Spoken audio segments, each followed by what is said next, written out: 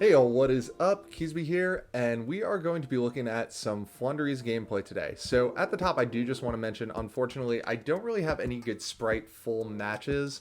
I try to avoid showing, and I tend not to save replays where it's like super one-sided games or like games where there's not really any good learning moments from. And I guess I don't have any good recent ones that don't fit that criteria for Sprite. I do have one Sprite game, but it's not really showing off Sprite, it's just more showing off Ryza.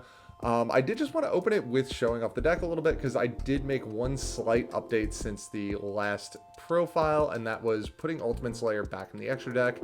Mereological Aggregator came out in Darkwing Blast, and I really like this card. It's such a good send-off Ultimate Slayer, because it spins something back, and then Mereological Aggregator can negate something else on the field. So really cool card.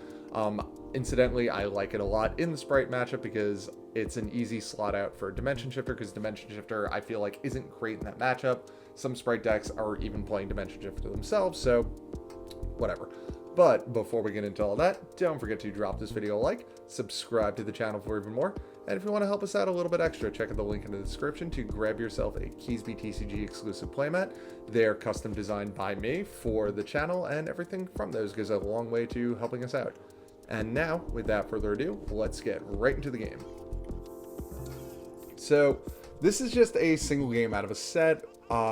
This was game 2. I thought we were going to be going second, as evidenced by we're going first with evenly matched in our hand, but our opponent forced us to go first. This game kind of illustrates, if you misplay once against Floowandereeze, it can really just take over the game really fast. So we're going to do a pretty standard Floowandereeze setup here. Our opening hand was kind of with the two Eaglins, but what can you do? So we're going to Urbina. We are going to grab Sprite here. We're not going to set up Barrier Statue immediately.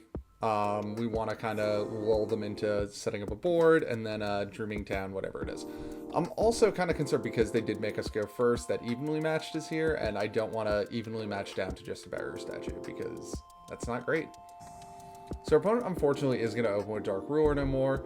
We do have the Dreaming Town, however, they do have a droplet, and our evenly matched is just going to sit there pretty, but it'll come into play later. So we're going to try to get that out of the way to turn off the Chaos Space, but unfortunately, they just have everything they need.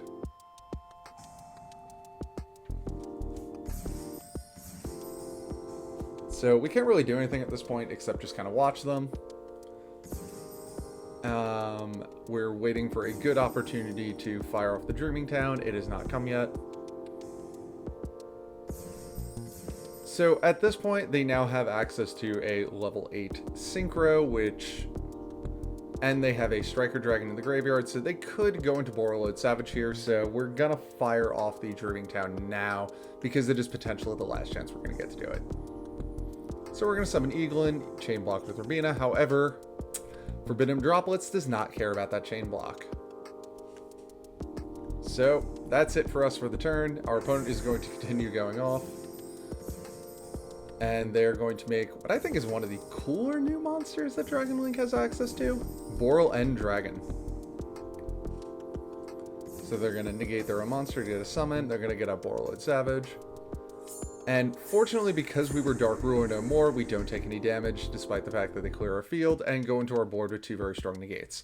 We do have the evenly matched set here, but it would kind of be a waste to use it because one of two things would happen. Either A, they would just get rid of these two and call it a day. Remember, we have Magnificent Map on field, so they just have to match us at 2.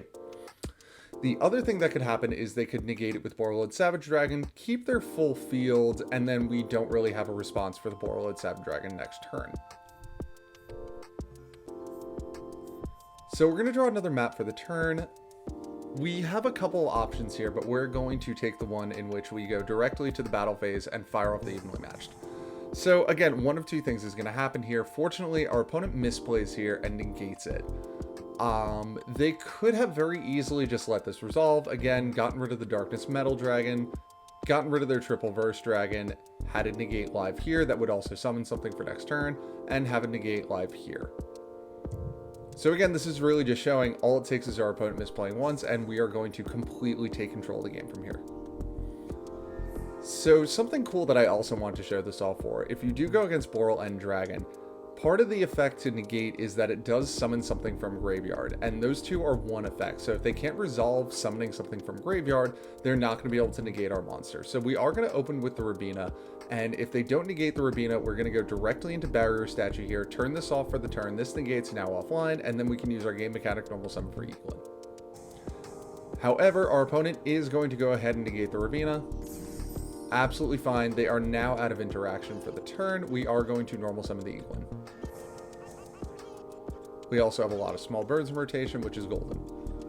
So we are going to go into M-Pen here. So what's really cool about Dreaming Town and these three monsters all being special summoned is it's going to force them into face down defense position. So when it goes back to our opponent's turn, they're either stuck in face down defense position or they get flipped into attack position, in which case they can't activate their effects because now they're locked under M-Pen and they only get the one position change per turn. Also, Borrelid Savage Dragon is going to lose its counters. So we're going to go ahead and normal summon Toucan here just to get back Dreaming Town. We're going to fire off Unexplored Winds. We're going to cycle out. Or we were going to attempt to cycle out some cards, but our opponent surrendered before we could do that. So that was a cool game against Dragon Link. Okay, so jumping in, this is the game that I have against Sprite.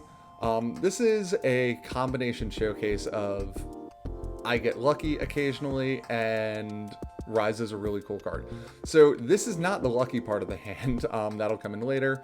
We kind of had to go Duality into Eaglin because we hard open Dreaming Town. We can at least on our opponent's turn go into Eaglin, summon the M-Pen out, flip everything face down with Dreaming Town, and then potentially Rise if we want to. And we also had the Featherstorm in hand too, so that is live right now.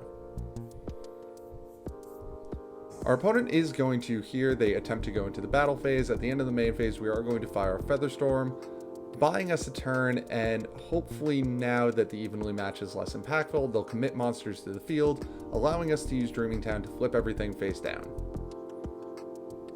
And they are going to do that. So we actually wait here for them to go into something else to see what they're going to do. And they're going to go into Sky, Cavalry, Centuria to attempt to make a double Azaius. So we probably should have actually done this when they had two monsters on board because we knew or assumed that they had evenly matched, but let's watch how it goes.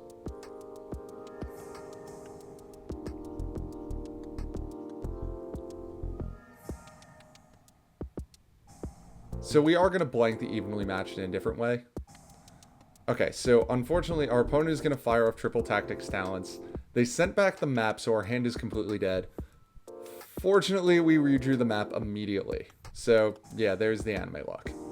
So we're going to fire off map, and now we actually have some plays that we can do. We do know about the evenly match, so let's keep that in mind.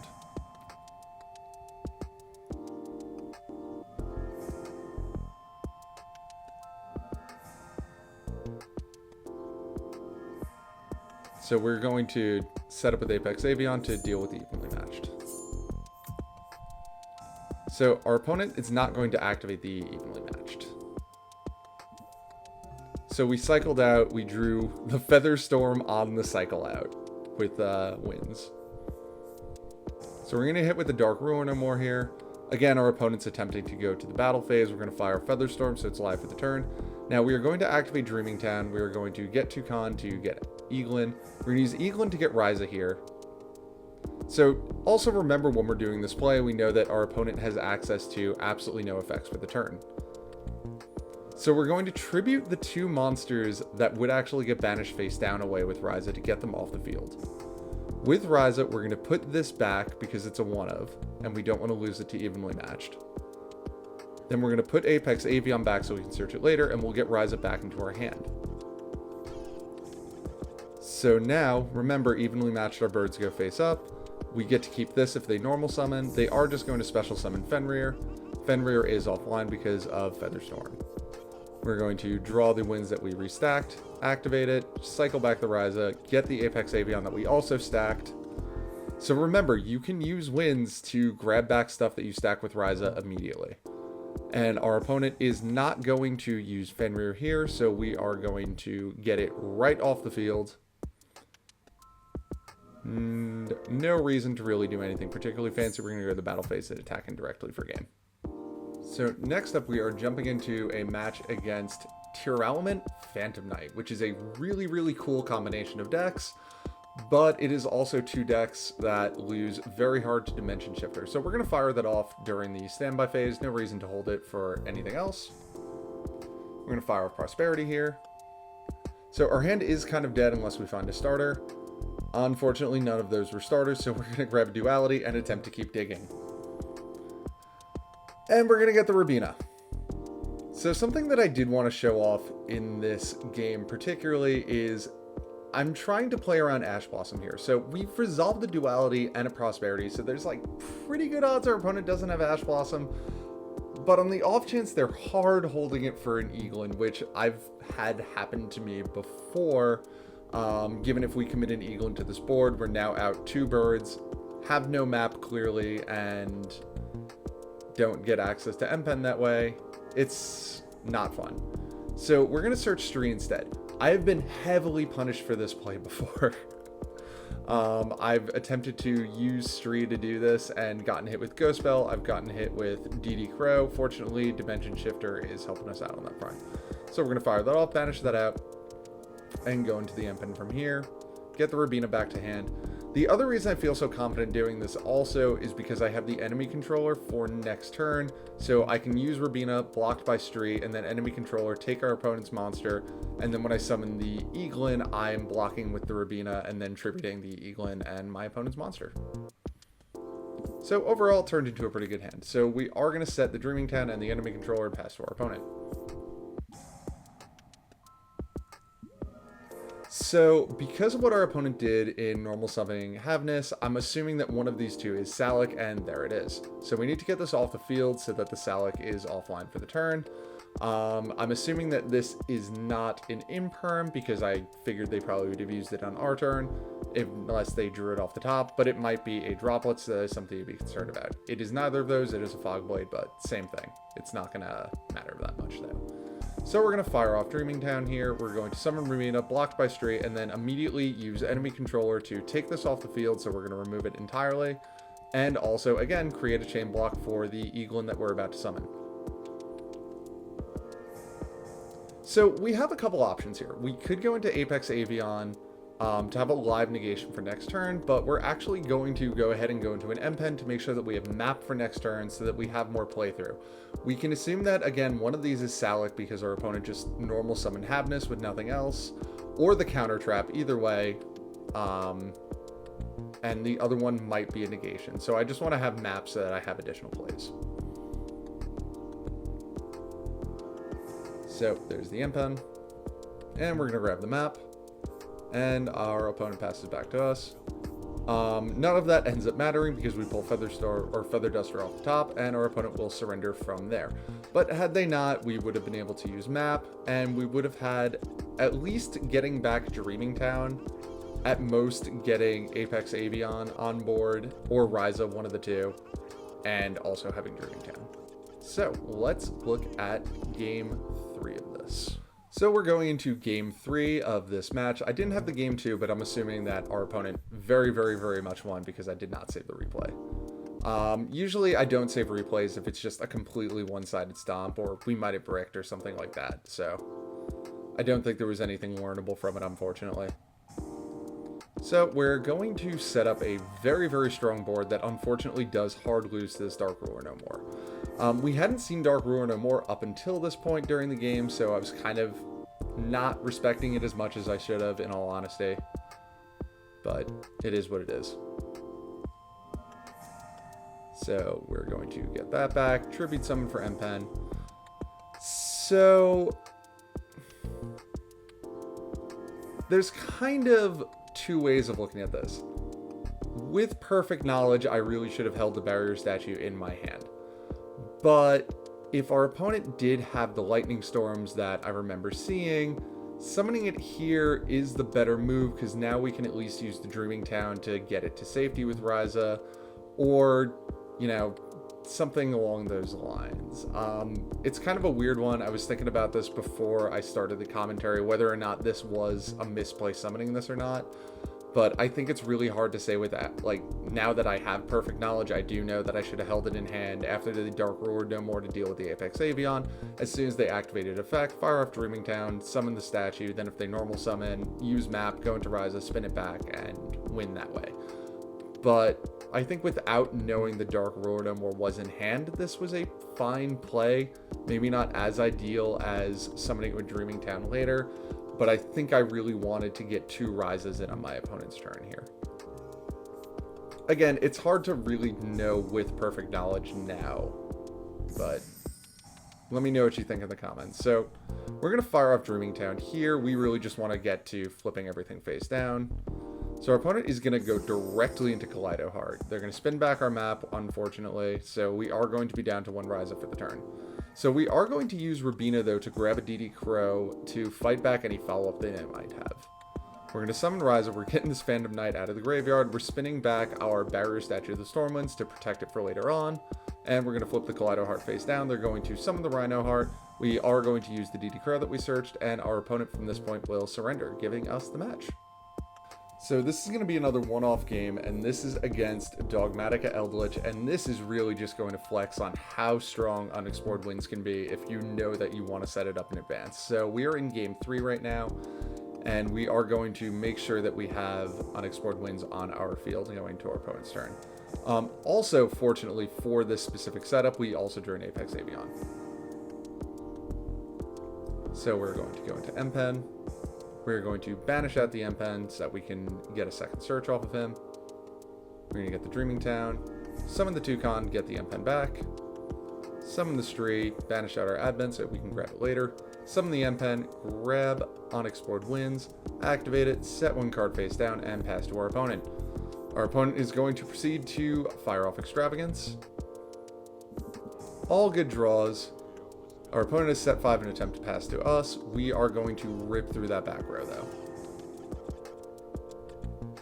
So we're going to grab an M-Pen. We're going to tribute our M-Pen and one of their back row.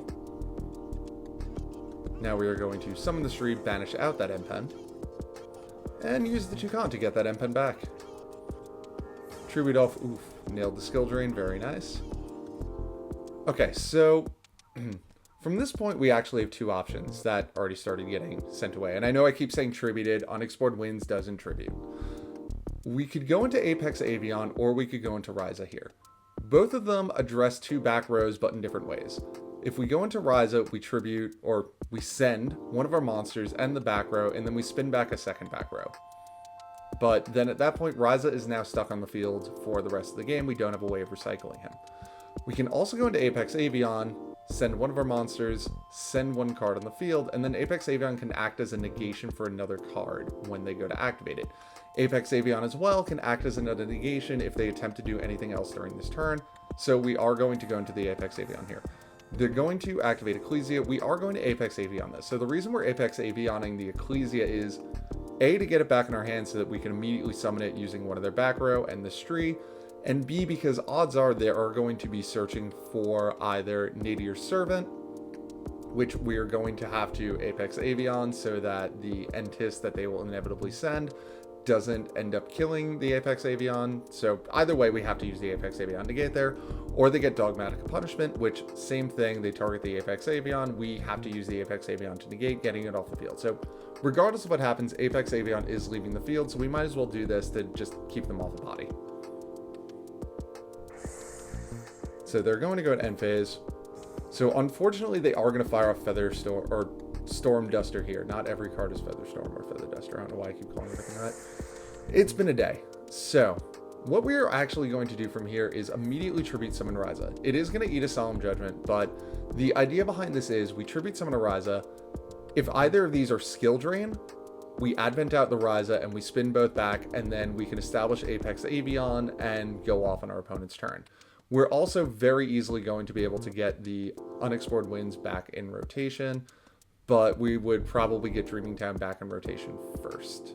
So, although actually, with Ryza, we would have been able to spin back one of them and then get the other one back in rotation. Ultimately, we would have gotten to our opponent's turn with Birth. The only thing that Ryza doesn't address here is the Solemn Judgment. Again, if that was like a there can be only one or something, that's fine. We lose some monsters on the field, we rebuild. So it ends up being a conquistador, and at that point our opponent just kind of walked away and AFK'd.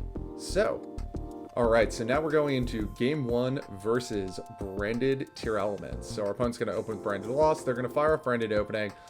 Because Branded Opening sends to graveyard or discards as part of its cost, D-Shifter's really nice in response to it. Unfortunately, they have Despy and Tragedy, so they are still going to get to plus off the Banish.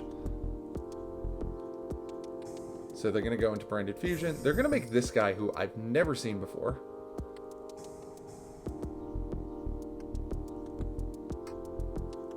They're going to normal summon Cartesia.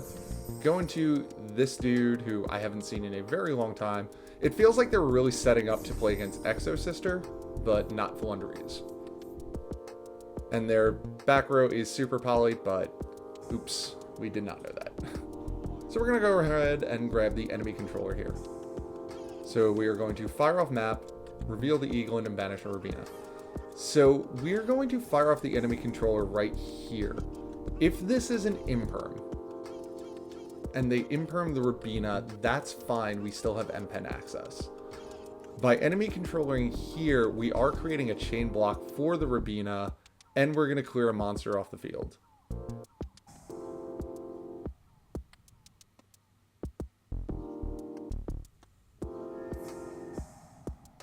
So now we're pretty sure that this is not infinite impermanence.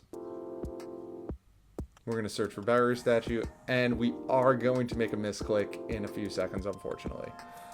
We summoned the Toucan, meant to summon the barrier statue here, and unfortunately we are punished for the misclick. And there's the Super Poly. So we're going to grab a Garura. We are going to normal summon barrier statue here anyway. We're going to get in over the Aluber. We're going to set Dreaming Town. We have enough backup to really protect this barrier statue, though. So our opponent is going to make a mistake and throw absolutely everything into attack position here. They're going to do a little bit.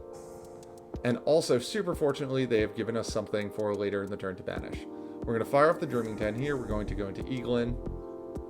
And with the Eaglin, we're going to grab Ryza. We are going to summon Rubina, grab a Stray, and go directly into Ryza here.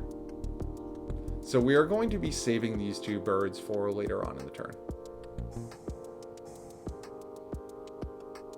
So with Ryza, we are going to be spinning back this guy. He was the one that could have flipped back face up. These two change position this turn, so they are stuck face down. Our opponent is going to normal summon. We are going to fire off map, activate Stray, banish the one card left in the graveyard, use Toucan. We're going to get back the M-Pen. We're actually going to summon the M-Pen here just to get an additional search. And then we will use the M-Pen as our entire tribute material for Ryza. Spinning everything back. And at this point, our opponent will surrender. Let's go to game 2. Alright, so going into game 2 versus Brand Tearalaments, we've only drawn the DD Crow and not much else. So our opponent's going to fire off the Rhino Heart. We are going to DD Crow here, hoping to keep them off the Kit Kalos, so that they can't search Salic or the counter trap. They are going to call by the Graveyard DD Crow, though, so it really didn't matter where we picked a DD Crow ultimately. So they're going to get to go off and do a bunch of Tearalaments stuff. Fortunately, they're not going to grab either card I was concerned about off of the Kit Kalos. They're going to use Meru, mill a bunch of stuff, mill a bunch more stuff, use the Tri-Brigade guy to get Mercurial. Lubellion into Mirror Jade. Okay, so we're going to fire off Dimension Shifter here. This may feel a little weird because we know about the Mercurial and we have a Mystic Mine. I was about to call it Smellbinding Cave. Wow. But this is kind of the only point where we could fire off Dimension Shifter, and if they don't negate it, awesome, but if they do, whatever, it's not a big deal. Okay, so we're going to fire off Dark Ruinomorph first. The reason is, in game 1, we saw that big triple fusion that they made, and I don't want them to respond to Mystic Mine by making that, because then we're just kind of sitting under our own Mystic Mine while they have one monster, and we need 2 monsters to be able to get to our M-Pen. So none of this matters what they're doing, because we are going to lock ourselves under mine momentarily. So we're just going to grab a Sprite here. Again, we're not going to go into Barrier Statue at this point because we want to be down to one monster. And we're going to go into M-Pen. M-Pen, we are going to go ahead and grab a map for later. And now we're going to activate Mystic Mine. We also grab the Sprite here because we need something to banish for the M-Pen to attack over the Mirror Jade. Okay, so now Mirror Jade's not going to activate because of Mystic Mine, and the Albion Dragon is also not going to activate in the end phase. Something just worth noting, Albion does activate during the end phase, and Mirror Jade activates as soon as it hits the graveyard, but its effect, quote-unquote, resolves during the end phase. But because it was destroyed while Mystic Mine was out, it never got a chance to activate, therefore it does not wipe our M-Pen. So if our opponent goes down to one Link monster or something like that, that's fine. We have M-Pen, it's not going to work, and we're probably getting rid of our Mine next turn anyway, so we're in a really good position. So our opponent is going to set Droplets, throw their Lubellion and Defenseman, and pass to us. We're going to pull Rise off the top. We're actually going to, similar to the game that we played against all the back row, we're going to immediately go into Ryza to try to address the back row. It is going to go ahead and eat that Forbidden Droplet. They're going to send the Cartesia. And unfortunately, now Ryza is not going to resolve. However, we are just going to get rid of our Mine and go into Floowandereeze plays. And at this point, our opponent AFK'd us, and we took the match. So for the last game that I want to show today, it is against Tearlaments Ishizu. We did open Dimension Shifter, which is remarkably strong against this deck, especially a hand that looks like this, and we have absolutely everything we need to go off. This is going to be a very fun ending to the game. It's going to show off how good Ryza is. Dimension Shifter is actually going to end up being entirely irrelevant. And yeah, let's watch what happens. So we're going to set up a really, really strong Floowandereeze board going into a game against Tearlaments Ishizu. Yep, there we go. And unfortunately, our opponent is going to draw the quote-unquote out to this board in Mystic Mine. They are going to set one monster face down, which I don't think was the correct move here, but I feel like a lot of players forget that Floowandereeze has access to the extra deck, but also even if we drew like another M-Pen or something like that, we could have very easily cleared the Mystic Mine and then got over this, which I'm assuming they might have thought of and just not wanted to get OTK'd. Again, just not entirely sure why they set a monster in this situation. So we do have to rush outing the Mystic Mine though, that being said, because if they can start resolving anything in graveyard with the Ishizu stuff and start milling our cards from the deck, we could potentially lose all our outs to Mystic Mine and be way, way down on cards under our opponent and deck out before they do. So I don't want to out the Mystic Mine this way, but I don't really have a choice and I kind of have to do it fast. However, we are going to our opponent's turn with Dreaming Town, enemy controller, bird in hand, access to M-Pen in the Banish Zone, Toucan banished, Rabina banished, and map. So we have a lot going for us. Alright, so here we go. And Tearlaments and Ishizu stuff is happening. We are just going to be hemorrhaging cards from the deck. They are going to do a whole bunch of stuff. And at this point, we really just kind of have to wait to use this Dreaming Town. And unfortunately, now is the time to use Dreaming Town. So we are firing it off here because I want to get Ryza out of the deck as fast as possible now because of all the cards we milled. I'm just glad that we didn't mill the Ryza. So we're going to lose the map here, but that's kind of fine because I don't think the map was going to matter anyway. So it's really just I don't want to give them more time to mill the Ryza because there's no way we're winning this without it. So we're going to get back the M-Pen, we're going to summon her, M-Pen is going to give us a nice search.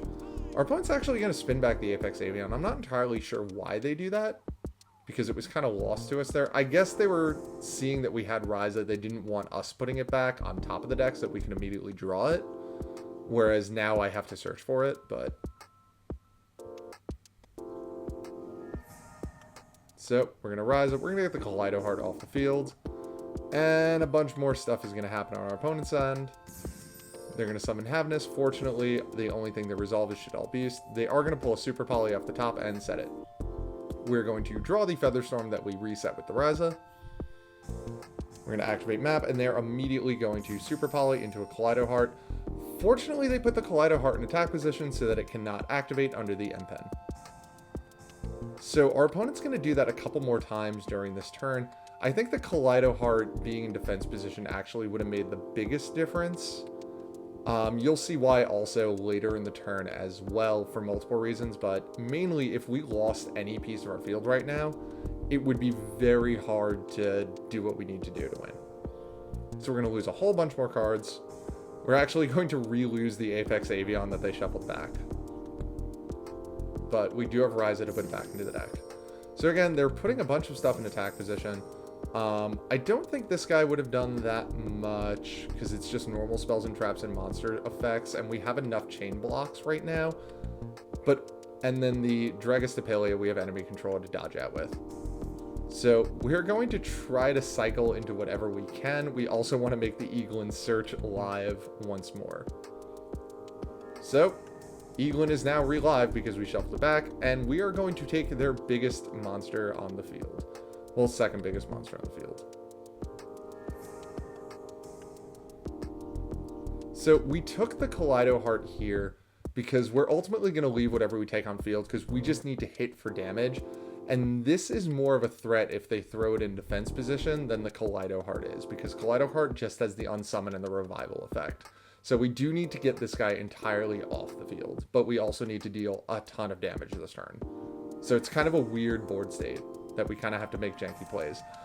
And also with Ryza, we did use Winds to summon him, so we're not going to get him back to hand, but once again, we are going for damage. We also do know this is Imperial Iron Wall, but Imperial Iron Wall is kind of irrelevant at this point in the game, especially given that we have one card left in the deck, soon to be two. So we're going to banish the Advent for extra damage because Advent is kind of dead at this point. Our opponent's going to shuffle a bunch of stuff back into their deck. We're going to hit in with everything we have, leaving our opponent with 350. We're going to set Featherstorm. We're going to set Dreaming Town. We do have the Eaglin in hand. One of the cards left in deck is Apex Avian. We know this because we shuffled it back with Ryza, and we can do this. Our opponent's going to draw. They're going to activate Shireen. We're going to activate Featherstorm. They're going to activate Imperial Iron Wall, but Imperial Iron Wall, again, at this point, does not matter. We're going to use Dreaming Town. We're going to summon the Eaglin. We're going to chain block with Rabina just in case. We're going to use the Eaglin to grab Apex Avian. We are going to send this and our monster away for the Apex Avian. This is going to trigger Engrave. It does not matter because of Featherstorm. And they're going to normal summon, hit in over the Eaglin. And at this point, with absolutely no cards left in the deck, we are going to take the win. So that was just a really, really fun match that I thought was cool because we won with absolutely no cards left in deck. So yeah, that was a showcase of some recent Floowandereeze gameplay that I had. Again, sorry I didn't really have any good Sprite matchups, but I'll try to get some of those in the future, and I just have the deck up on screen. It's a little bit updated since the last profile did. The main difference is Mariological Aggregator came out, and I really love this card. I think it makes Ultimate Slayer so much better, specifically in the Sprite matchup, because a lot of times Dimension Shifter I've found in that matchup is kind of like it keeps them off of Totally Awesome and some other stuff, but they can still set up with Elf and Red and Carrot. This way, at least, if they have something that we can target with Ultimate Slayer, we can send Mariological Aggregator and use Aggregator to negate either the red or the carrot once it hits the graveyard. So just a really, really fun addition to the extra deck that we can send off Ultimate Slayer. And again, we have the Entis, we have the Garura, and we have the Wind Pegasus adding Nister back in here. I'm not currently playing the big Live Twin Link monster. I have to try to slot that back in. I just have to figure out what to remove from the extra deck so that I could fit in the main deck monster that you need to activate her effect. But anyway, that has been my Floowandereeze gameplay showcase. If you enjoyed it, don't forget to drop this video a like, subscribe to the channel for even more, and if you want to help us out a little bit extra, check out the link in the description to grab yourself a Keasbey TCG playmat, and I will catch you all later.